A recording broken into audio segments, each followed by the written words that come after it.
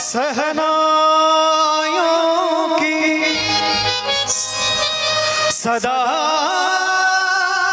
कह रही है।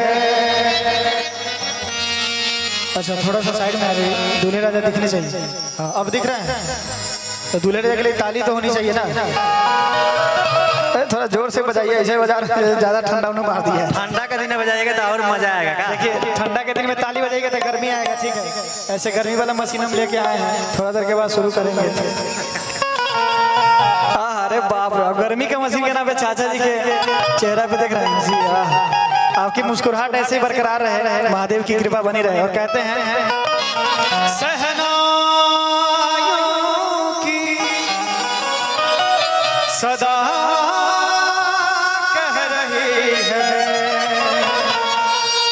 खुशी की मुबारक घड़ी आ गई है, सजी सुर्ख जोड़े में चांद सी दुल्हन, ज़मीं पे फलक से परी आ गई है।